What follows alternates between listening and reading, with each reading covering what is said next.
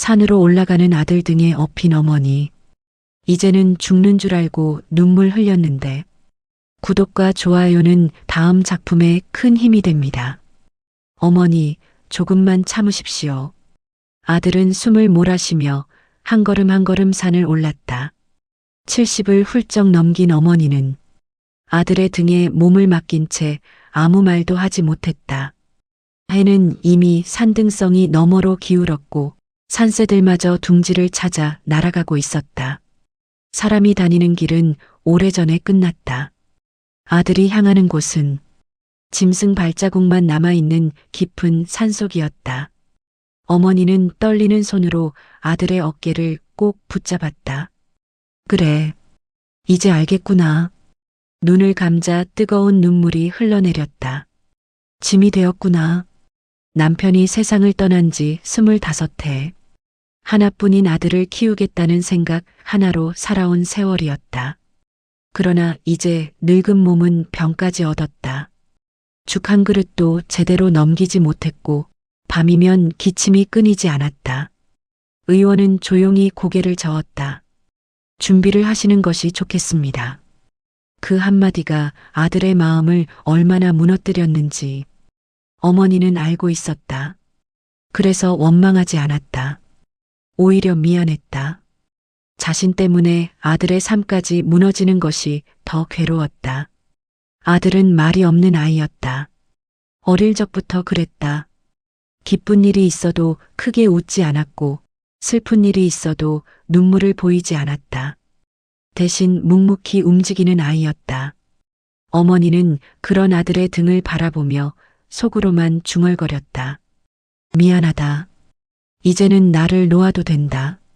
산바람이 세차게 불었다. 나뭇가지가 서로 부딪히며 으스스한 소리를 냈다. 아들은 뒤도 돌아보지 않고 계속 걸었다. 어머니는 그 모습이 더욱 슬펐다. 죽을 사람에게 차마 얼굴을 보여주지 못하는 것이라 생각했다. 그 순간 오래전 기억이 하나 떠올랐다. 그때 아들은 겨우 8살이었다. 봄비가 하루 종일 내리던 날. 지붕에서는 빗물이 새고 있었고 부엌에는 쌀이 한 줌도 남지 않았다. 어머니는 마지막 남은 보리쌀을 가라죽을 끓였다. 그릇은 하나뿐이었다. 어머니는 안 드세요? 아들이 묻자 어머니는 웃으며 말했다. 나는 아까 먹었다. 거짓말이었다. 아들은 그 말을 믿고 죽을 다 먹었다. 그날 밤이었다. 잠이 오지 않아 뒤척이던 아들은 부엌에서 작은 소리를 들었다. 살며시 나가보니 어머니가 찬물을 마시고 있었다. 배가 고프면 물을 마시면 된다는 것을 그날 처음 알았다. 살며시 다음 날부터 아들은 학교가 끝나면 산으로 올라갔다. 마른 나무를 주워 장에 팔았다. 여름에는 버섯을 캤고 가을에는 도토리를 주었다. 겨울에는 얼음장 같은 계곡에서 장작을 끌어냈다. 어머니 몰래였다. 어머니가 알면 절대로 못하게 할 것이 뻔했기 때문이다. 그렇게 모은 돈으로 어느 겨울 작은 솜저고리 하나를 샀다. 누가 준 거냐? 어머니가 묻자 아들은 머리를 극적이며 웃었다. 품팔이에서 샀어요. 어머니는 끝내 울음을 참지 못했다. 그날 이후 어머니는 아들의 옷을 껴안고 밤새 울었다. 세월은 빠르게 흘렀다.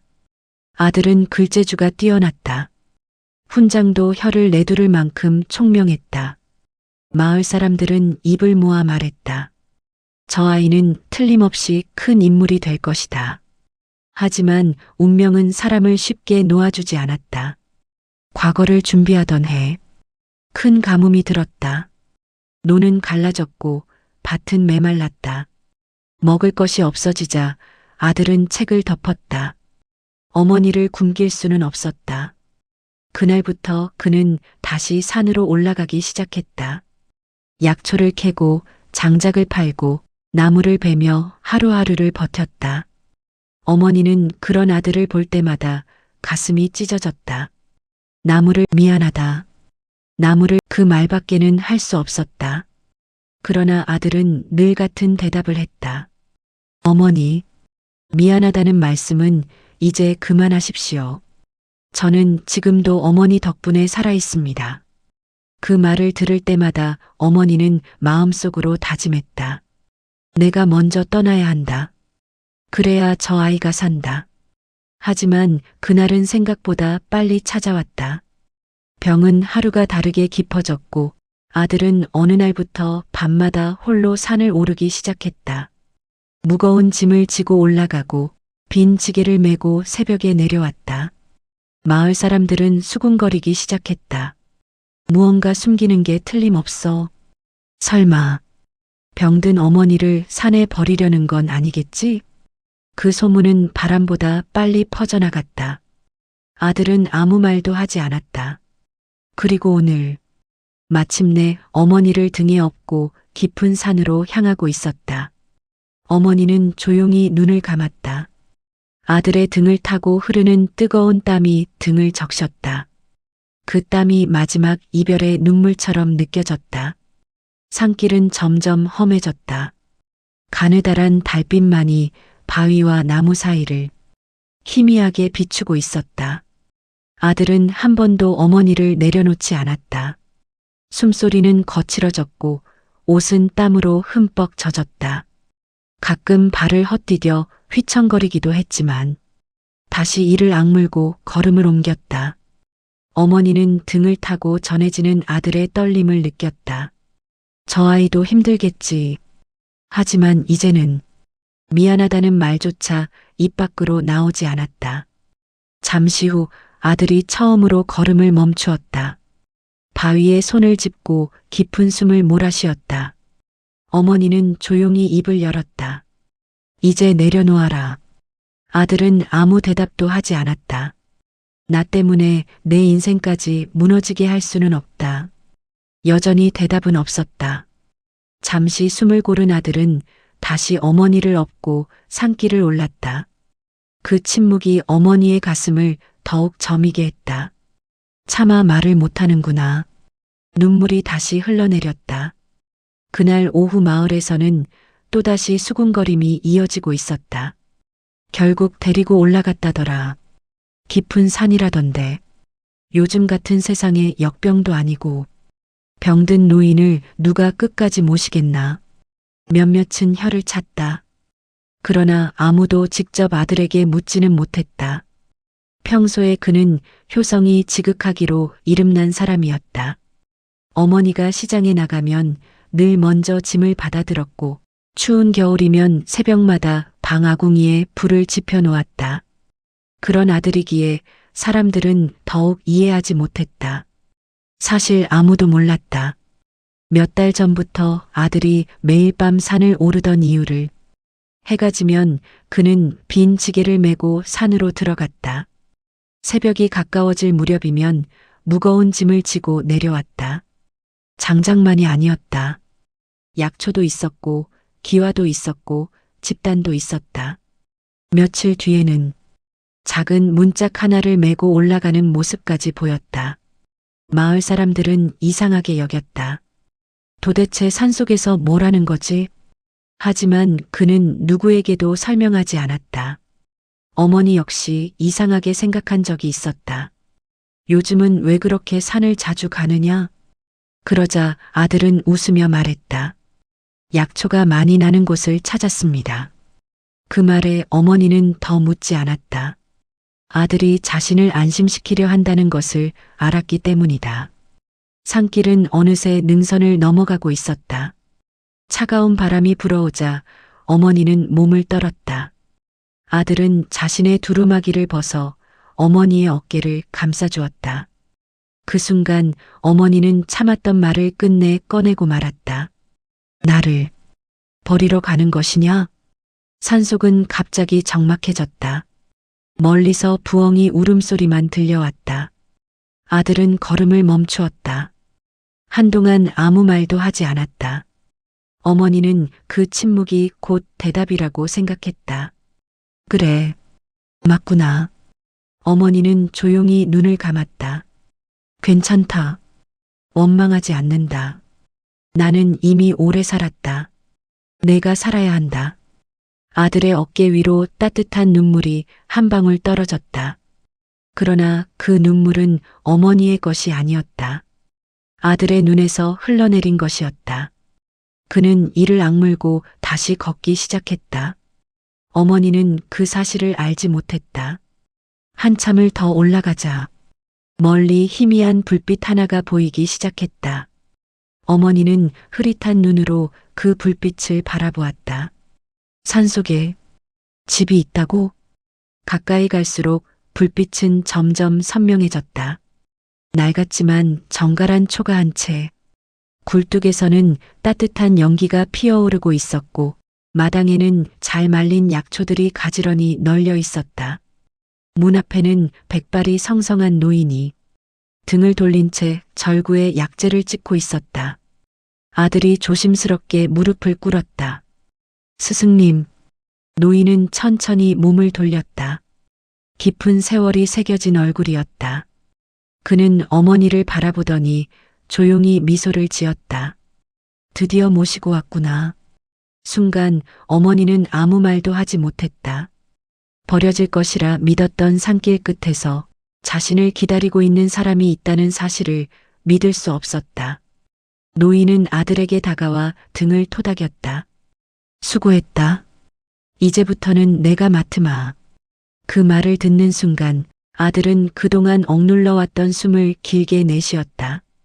그리고 처음으로 어머니 앞에서 눈물을 흘렸다. 그 눈물에는 지난 몇 달 동안 혼자 감당해온 두려움과 간절함이 모두 담겨 있었다. 노인은 서둘러 방 안으로 어머니를 모셨다. 방은 따뜻했다. 아궁이에는 장작불이 활활 타오르고 있었고 은은한 약초향이 방 안을 가득 메우고 있었다. 노인은 어머니의 맥을 오래 짚었다. 한참 동안 눈을 감고 있던 그는 조용히 입을 열었다. 아직 늦지 않았습니다. 아들은 그 말 한마디를 듣는 순간 그대로 무릎을 꿇었다. 그동안 참고 있던 눈물이 바닥으로 떨어졌다. 정말 살릴 수 있습니까? 노인은 고개를 끄덕였다. 쉽지는 않겠지만 살릴 수는 있다. 어머니는 두 사람을 번갈아 바라보았다. 무슨 이야기를 하는지 도무지 알 수 없었다. 그날 밤 노인은 직접 약을 다렸고 아들은 밤새 불을 지켰다. 어머니가 잠든 뒤에도 두 사람은 쉬지 않았다.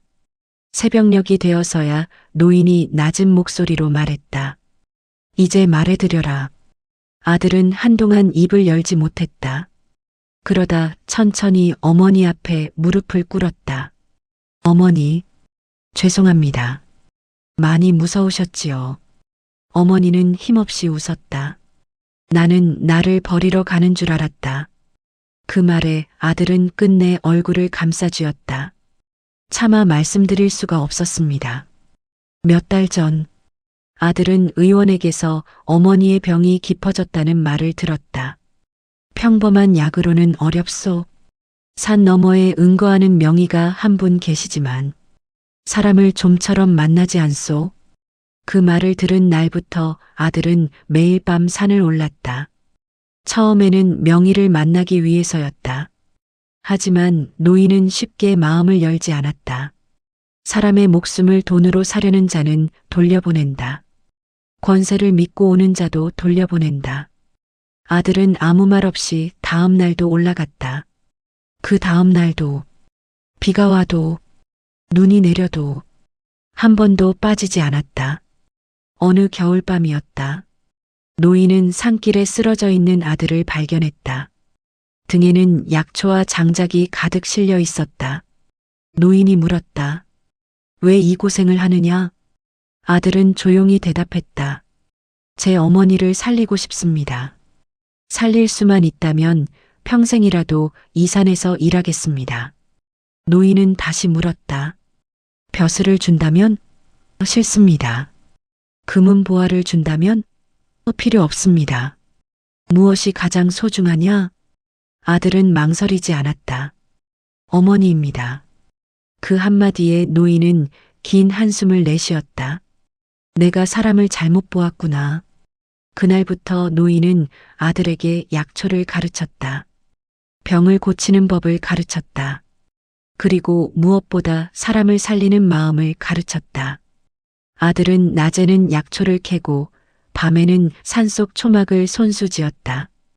기와 한 장, 장작 한 단, 물동이 하나, 모두 자신의 손으로 옮겼다. 혹시라도 어머니가 위독해지는 날이 오면 곧바로 이곳으로 모셔올 수 있도록 준비한 것이었다. 노인은 방 한쪽에 놓인 오래된 보따리를 가져왔다. 그 안에는 낡은 놀이개 하나가 들어 있었다. 어머니는 그것을 보는 순간 숨이 멎는 듯했다. 이건 노인이 미소를 지었다. 기억하십니까? 50년 전 가난한 나무꾼이 산에서 크게 다쳤다. 사람들은 전염병이라며 가까이 하지 않았다.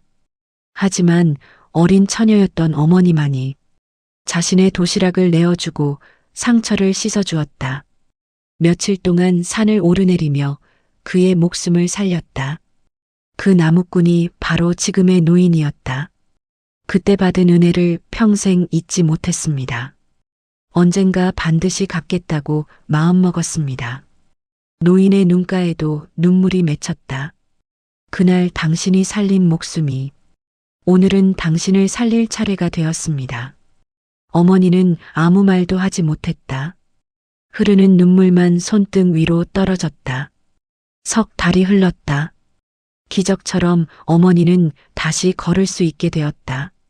지팡이를 짚고 마당까지 걸어 나온 날, 산 아래에는 봄꽃이 만개해 있었다. 아들은 어머니 앞에 조용히 무릎을 꿇었다.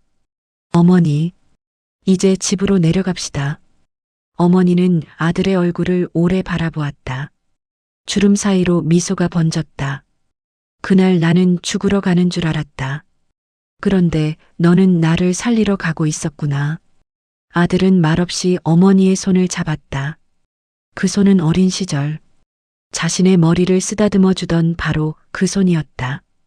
어머니는 떨리는 손으로 아들의 뺨을 어루만졌다. 내가 너를 키운 것이 아니다. 내 사랑이 너를 키운 줄 알았는데 이제 보니 내 사랑이 나를 다시 살렸구나. 두 사람은 아무 말 없이 산길을 내려왔다. 올라올 때는 죽음을 향해 걷는 길이라 믿었던 그 길이 이제는 새로운 삶으로 이어지는 길이 되어 있었다. 산허리를 스치는 봄바람이 두 사람의 등을 조용히 밀어주었다.